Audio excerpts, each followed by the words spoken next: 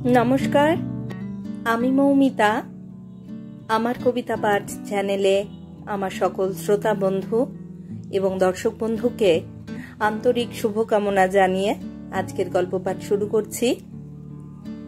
আজ আমি আপনাদেরকে পাঠ করে শোনাব প্রতিভা বসুর লেখা একখানি চমৎকার ছোট গল্প।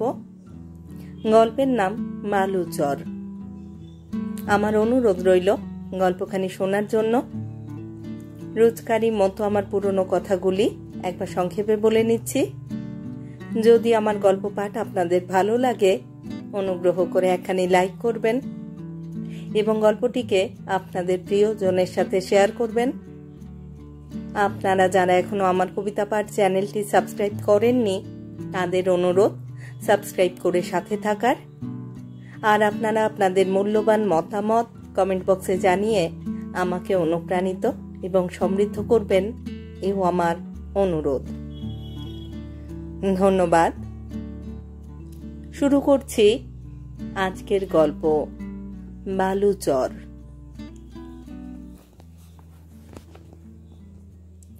হঠাৎ দরজায় কার করাঘাত শুনে আমি চকিত হলাম। টিপ টিপ বৃষ্টি পড়ছে বাইরে।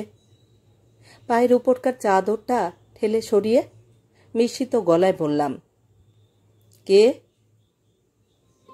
অত্যন্ত মৃদু ও দ্রুত গলায় জবাব এলো, খোলো খোলো, শিগগির খোলো। মনে হলো কোনো মেয়ের গলা। ভেবে পেলাম না এত রাত্রে কে এলো। আলো জেলে দরজাটা খুলে দিয়েই আমি চমকে উঠলাম।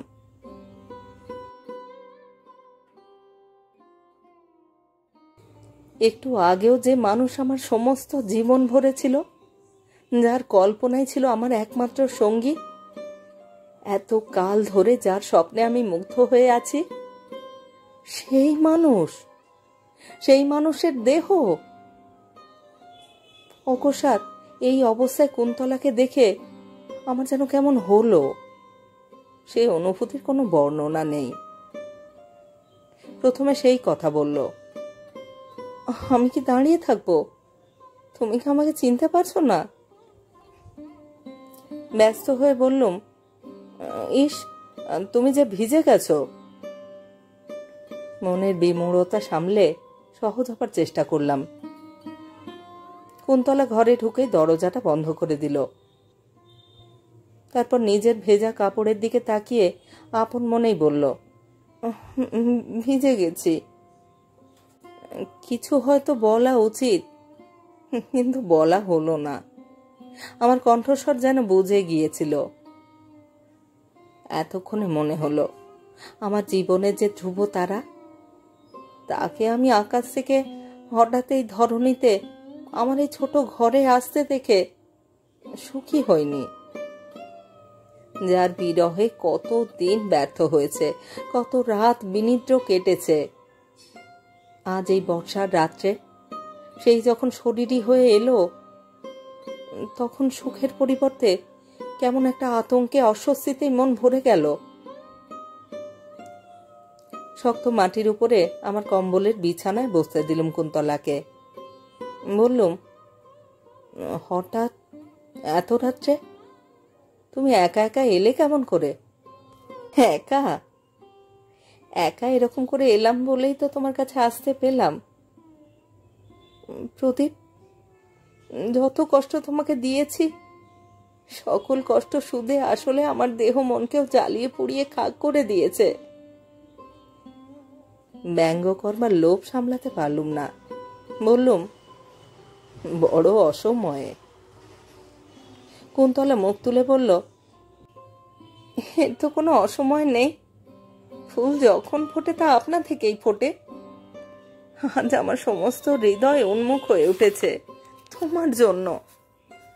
সেখানে আমি সমাজ, সংসার, স্বামী, সুনাম সমস্তই অবহেলার যোগ্য মনে করি।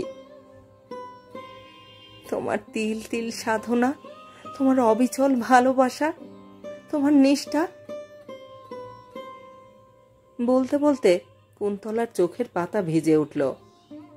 হাতের পিঠে মুছে নিয়ে ঈষৎ জোরে বলল, অদ্ভুত, অদ্ভুত প্রদীপ, তোমার ভালোবাসার শক্তি অদ্ভুত। আমি পারলুম না টিকতে। গৌরবে ভরে গেলাম।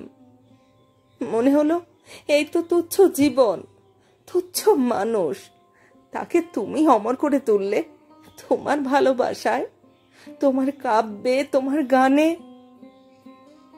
প্রদীপ, তোমার আলোয় আজ আমি আলোকিত।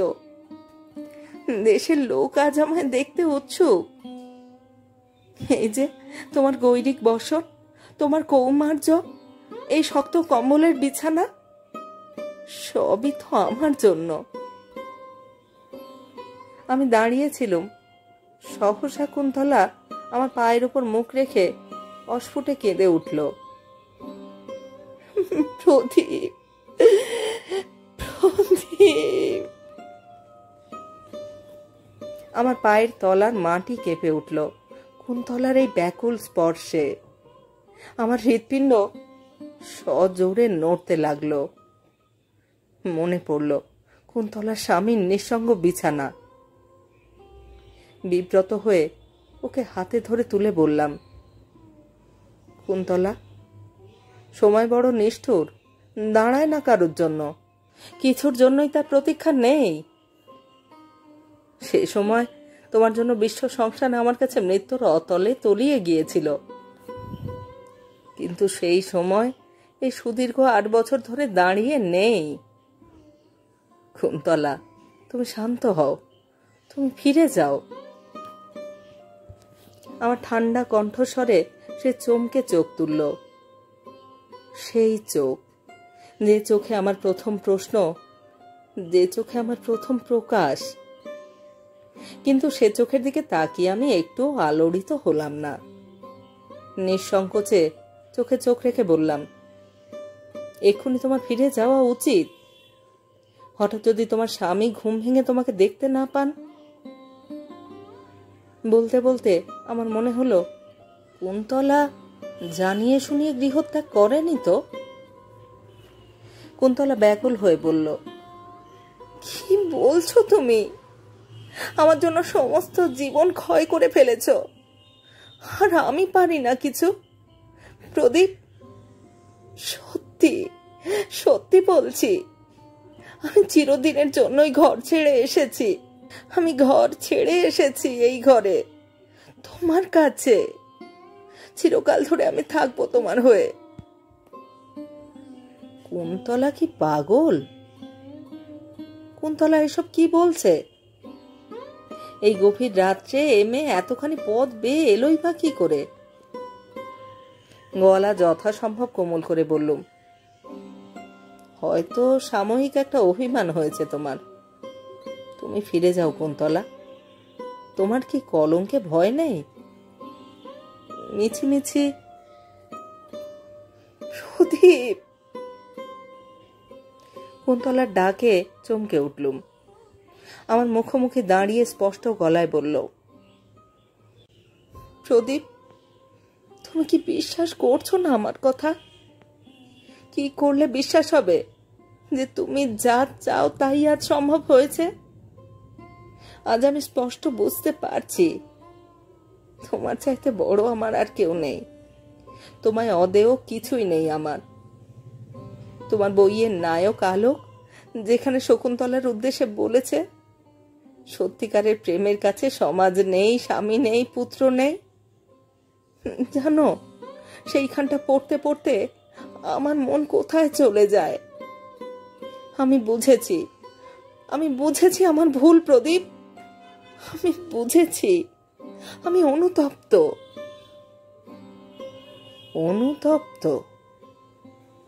আমার জিভ জড়িয়ে এলো।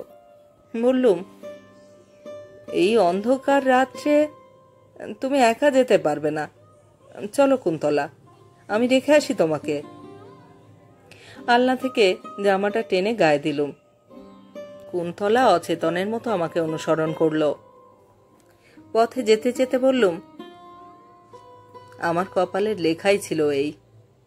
আমি যখন উন্মাদ হয়েছিলাম তখন তুমি আমায় ফিরিয়ে দিয়েছিলে, আর যখন তুমি এলে তখন তাকিয়ে দেখলো আমার নদী শুকিয়ে গেছে। অদৃশ্য দেবতাকে তো মানতেই হলো, নিয়তি খণ্ডাবে কে? কুন্তলা জবাব দিল না, নিঃশব্দে আমার সঙ্গে হেঁটে চলল। এক পাড়াতেই থাকি, 5 মিনিটের পথ সহজেই কেটে গেল। বাড়ির দরজায় এসে কুন্তলা হঠাৎ ফিরে দাঁড়িয়ে মুখ তুলে জল ভরা চোখে বললে, প্রদীপ, একটা ভুল তোমার ভাঙা উচিত। অত্যন্ত ভীরু ছিলুম, তাই বুক ফেটে গিয়েছিল, তবু মুখ ফুটে বিদ্রোহ করতে পারিনি। কিন্তু আমার ভালোবাসার যে সমুদ্রের গভীরতা, সেই সমুদ্রে আজও জোয়ার আছে। কিন্তু তোমারটা ছিল পচা ডোবার সীমাবদ্ধ জল, ব্যাঙাচির আস্ফালন, তাই এক পক্ষ কাটতেই গেল শুকিয়ে। আর সেজন্যেই তুমি লোক দেখাও, তুমি আমার বিরহে কাব্য রচনা করো। খাও একবেলা, শয্যাতে তোমার বালিশ নেই, আর সবচেয়ে হাস্যকর তোমার গেরুয়া বসন। লোকে তোমাকে ধন্য ধন্য করে, আদর্শ প্রেমিক বলে, আর প্রদীপ আমাকে বলে হতভাগী। থাকো প্রদীপ, থাকো তুমি তোমার ভালোবাসার ভার নিয়ে প্রেমিক সেজে। মানুষের চোখে দেবতা হও, আর দেবতার চোখে হও প্রবঞ্চক। কিন্তু তবু প্রদীপ, আমাকে দাও তোমার শেষ চিহ্ন। কুন্তলা ব্যাকুল ভাবে আমার মুখের কাছে ওর মুখ নিয়ে এলো। আমি আবিষ্টের মতন সেই ঠোঁটে চুম্বন করতে উদ্যত হলাম, কিন্তু তক্ষুনি কুন্তলা মুখ সরিয়ে নিয়ে বললে, থাক, তোমার মতন কাপুরুষের চুম্বন গ্রহণ করে নিজেকে আর হীন করব না। থাক, তুমি আমার সর্বনাশ করে পথে বসি এখন পরিত্যাগ করলে তো? পরিত্যাগ করলে? আমি ভীত চকিত চোখে কেবলই চারিদিকে তাকাচ্ছিলাম। আকাশে মেঘের ভার, বৃষ্টি থেমেছিল, কিন্তু বিদ্যুৎ চমকাচ্ছিল তখনও। নিতান্ত নির্জন রাস্তা। চাপা গলায় বললুম, কুন্তলা, এই রাস্তায় দাঁড়িয়ে কথা বলা ঠিক নয়, কিন্তু পরিত্যাগের কথাটা কেন বললে সেটা শুনে যেতে চাই। আমি তো তোমার স্বামীর সঙ্গে বিশ্বাসঘাতকতা করতে বলিনি তোমায়। তুমি তো নিজে থেকেই গিয়েছিলে আমার কাছে। তুমি বলনি না, তুমি বলনি প্রদীপ। ঈশ্বর ক্ষমা করো এই মিথ্যেবাদীকে। তুমি তো আমাকে ঘরে টিকতে দিলে না, তুমি তো আমার স্বামীর চিত্তে আগুন ধরিয়ে দিলে প্রদীপ। তুমি তো ভালোবাসার নামে সকল কলঙ্কে আমাকে কলঙ্কিত করলে সকলের কাছে। তোমার বই পড়তে পড়তে উত্তেজিত হয়ে ওঠেন আমার স্বামী, আমার দেহ স্পর্শ করতেও তার ঘৃণা বোধ হয়। জানো তুমি আমি তোমার কি করেছি প্রদীপ? তোমাকে ভালোবেসেছিলাম, এই আমার অপরাধ। রাস্তার টুপি পরা আলোটির উজ্জ্বল সরু রেখার কাছে সরে এসে কুন্তলা নিজের বাঁ হাতের কাপড়টা তুলে বলল, এই দেখো, এই দেখো, তোমার অলৌকিক প্রেমের পরিণতি দেখো। আমি ওর হাতের দিকে তাকিয়ে শিহরিত হলাম। কাঁধের থেকে হাতের পাতাটি পর্যন্ত সম্পূর্ণ পুড়ে কুঁচকে গেছে। আঁতকে উঠে বললাম, এ কি? অত্যন্ত শান্ত সুরে কুন্তলা বললে, এই হাত একদিন তোমার ছিল প্রদীপ। তুমি তো লিখেছ কোনো এক নির্জন রাতে এই হাতে আমি তোমাকে আলিঙ্গন করেছিলাম। সেই জন্য নাইট্রিক অ্যাসিড ছুঁড়ে এই কলঙ্কিত হাত দুটি উনি পুড়িয়ে শোধন করতে চেয়েছিলেন। তাই তো গিয়েছিলাম তোমার কাছে প্রদীপ, ভেবেছিলাম আর কেউ গ্রহণ না করলেও তুমি তো আছো, তুমি তো সকল কিছুর অতীত হয়ে শেষ পর্যন্ত গ্রহণ করবে আমাকে। কিন্তু হঠাৎ কুন্তলা সচকিত হয়ে দ্রুত ঢুকে গেল বাড়ির মধ্যে। মুহ্যমান হয়ে কিছুক্ষণ দাঁড়িয়ে রইলাম ওই প্রকাণ্ড বাড়িটার সামনে। তারপর এক সময় বাড়ি ফিরে এসে শুলাম, কিন্তু ঘুম এলো না। মাথার মধ্যে শত সহস্র পোকা কিলবিল করে উঠল একসঙ্গে।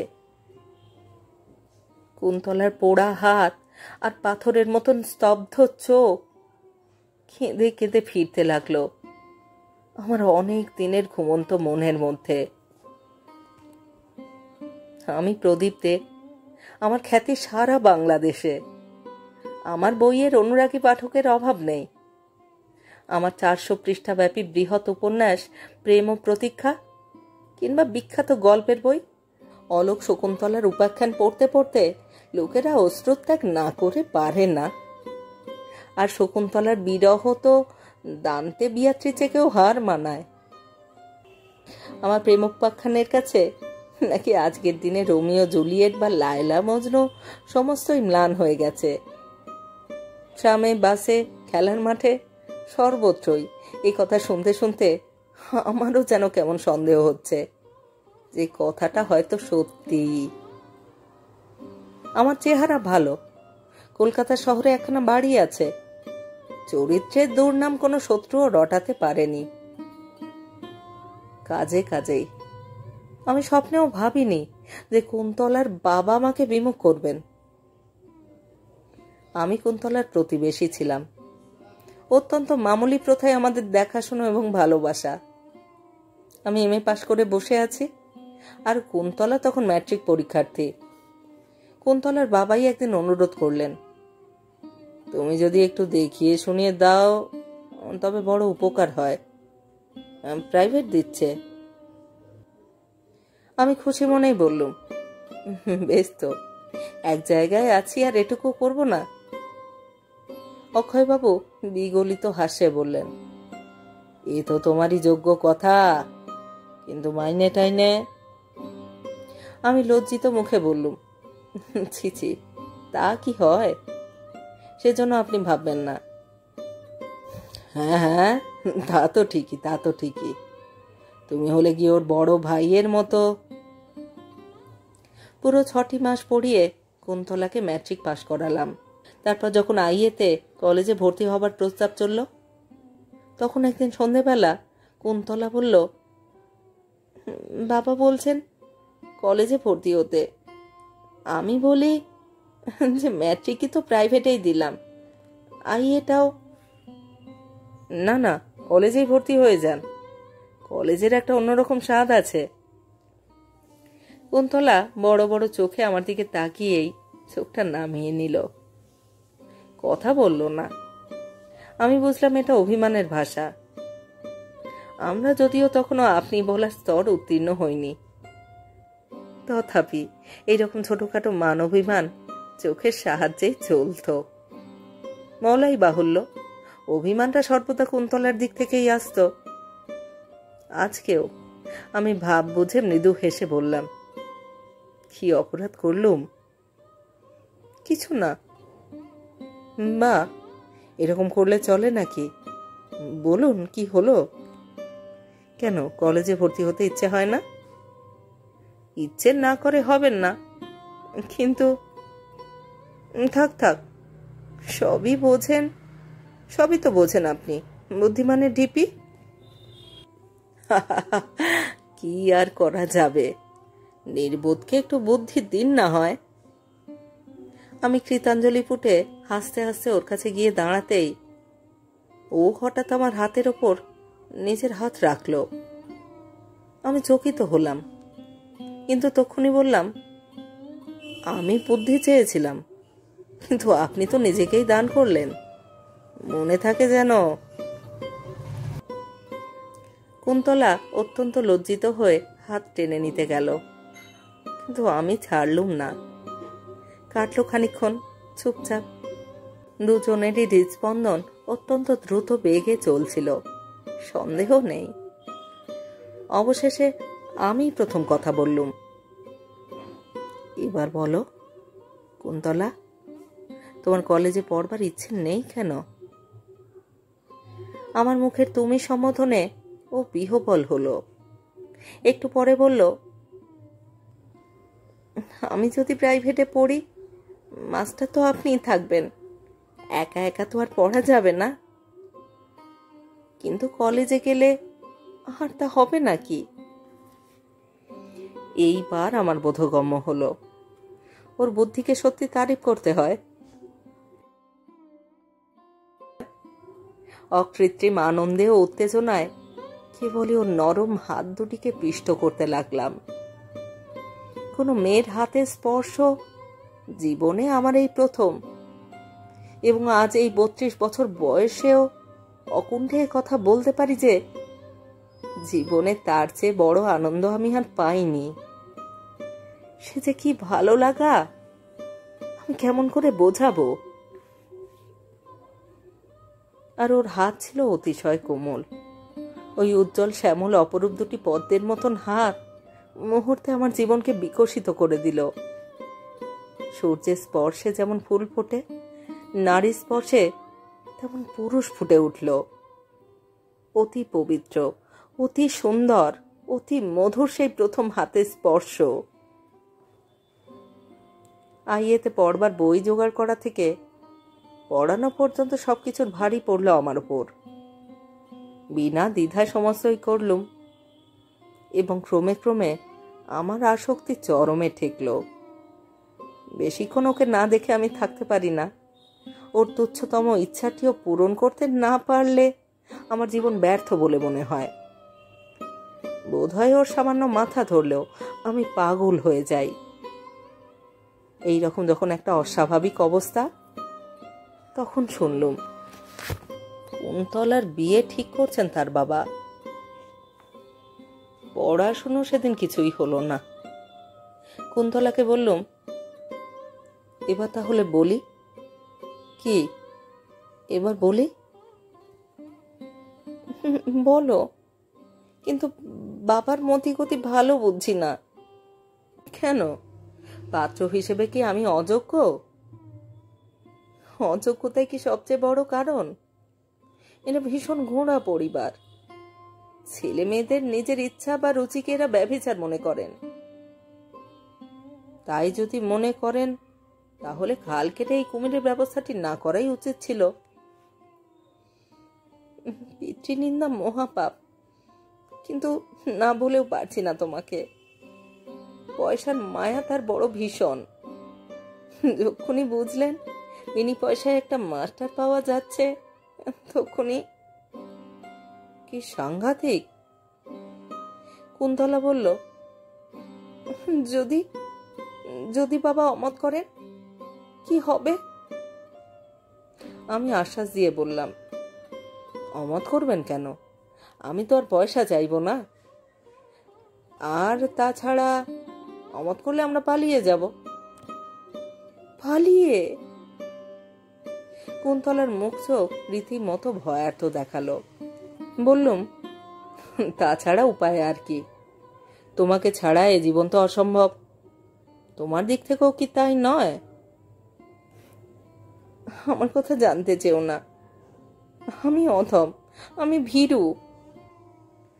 আমাকে শুধু শক্তি দাও তুমি, আমাকে শুধু শক্তি দাও। কুন্তলার জল ভরা চোখে রাজ্যের দুর্ভাবনা নেমে এলো। বুঝলাম, এ মেয়ে যে সমাজে যে সংস্কারের মানুষ, তাকে জোর করে বাইরে আনা সহজ নয়। একটু অভিমানের সুরেই বললুম, যদি বিয়েতে গন্ডগোলই হয়, তাহলে কি তুমি ওদের মুখ চেয়ে চুপ করে থাকবে? মেয়েদের এছাড়া কি অন্য উপায় আছে বলো? এ কথা বলছো তুমি?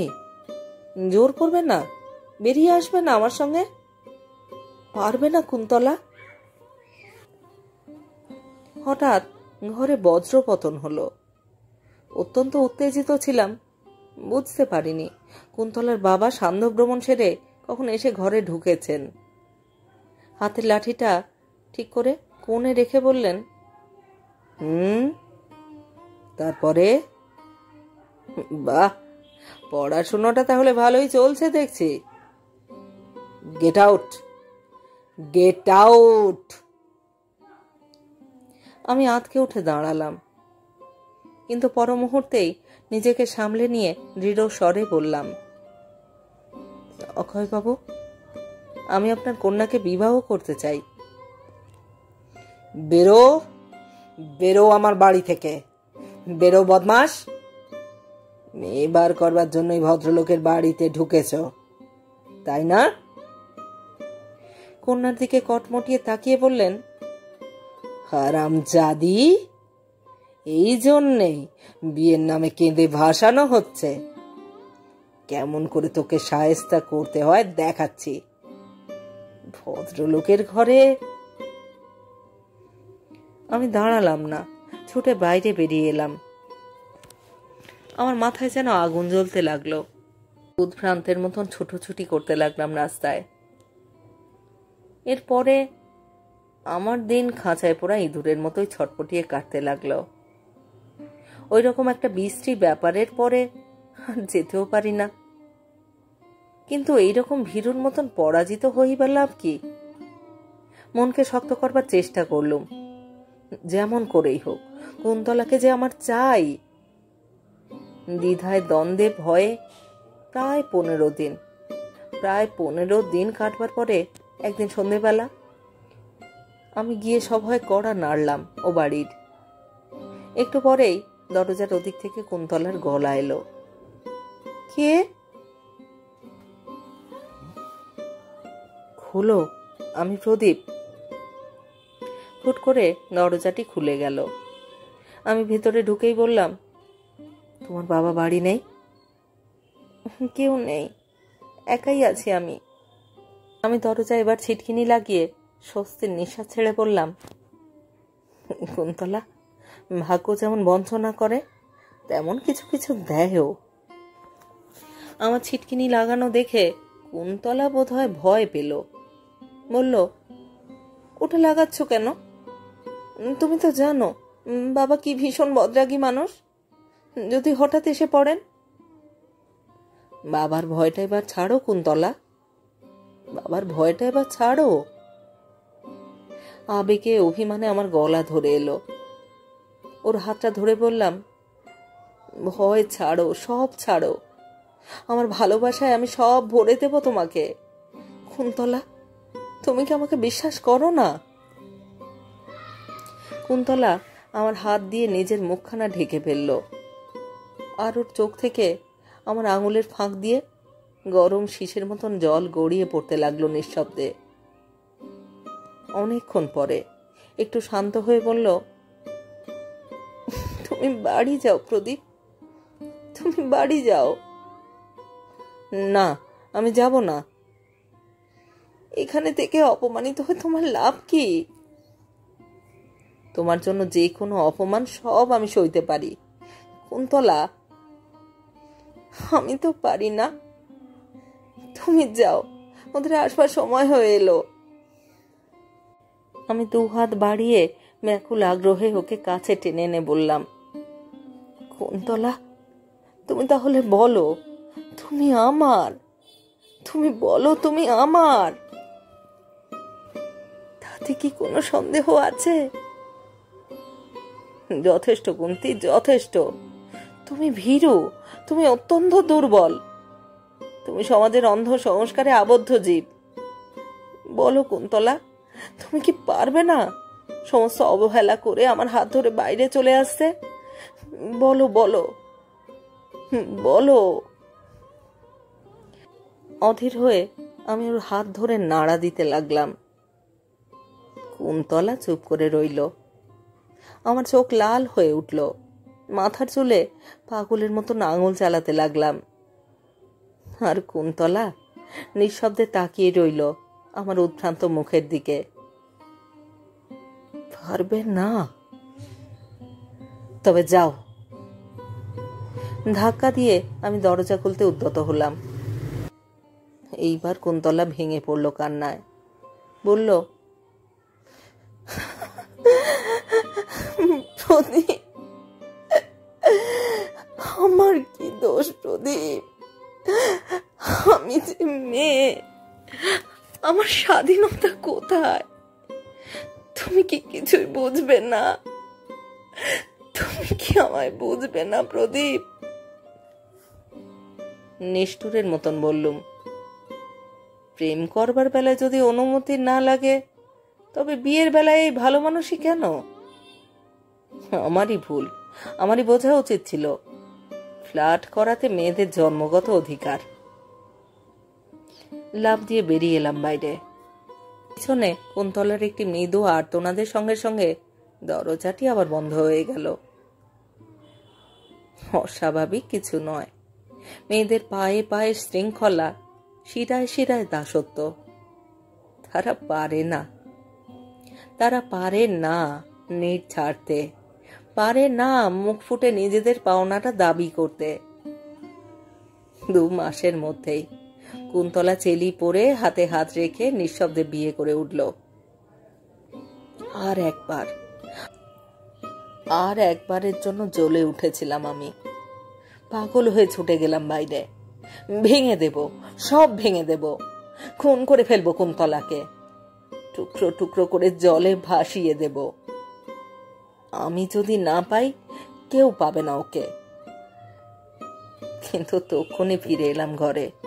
দরজা বন্ধ করে ব্যাকুল হয়ে কানকে আড়াল করতে চেষ্টা করলাম ওই সানাইয়ের শব্দ থেকে।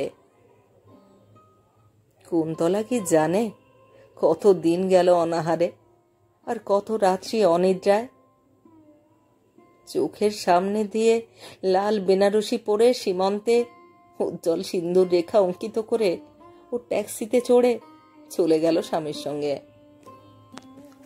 এই জানলায় দাঁড়িয়ে আমি দেখলুম আস্তে আস্তে আমার চোখে ঝাপসা হয়ে এলো পৃথিবী। মেয়ের বিয়ে দিয়ে কুন্তলার বাবা আপন কৃতিত্বে আপনি মুগ্ধ হলেন।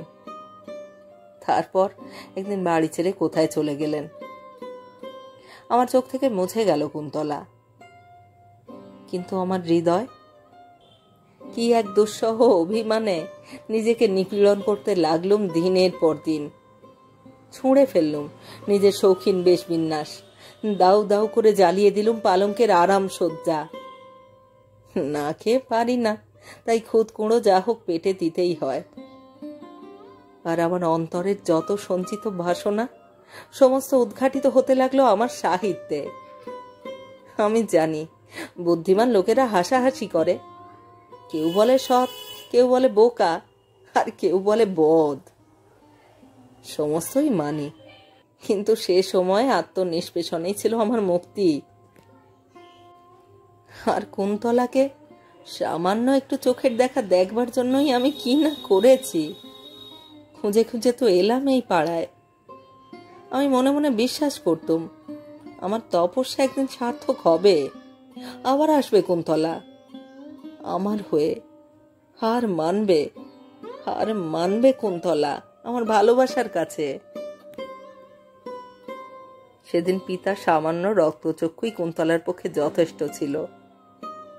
আর আজ এলো তো সব ছেড়ে। স্ত্রীলোকের সবচেয়ে বড় কলঙ্ক স্বামীর আশ্রয় ত্যাগ করা, হোক সে মাতাল কিংবা বদ, তাও ছাড়তে পারলো শেষ পর্যন্ত। কিন্তু আমি গেলাম কোথায়?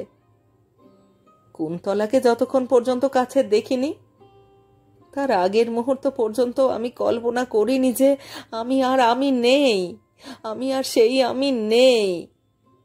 আছে শুধু আমার অভ্যাসের কঙ্কাল। কেন এমন হয়?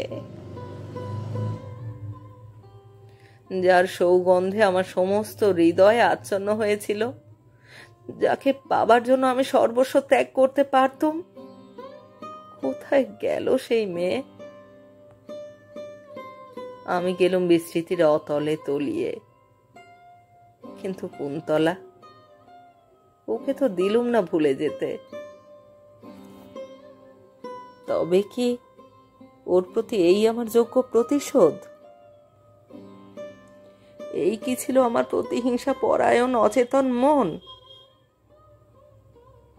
কি জানি, কি জানি।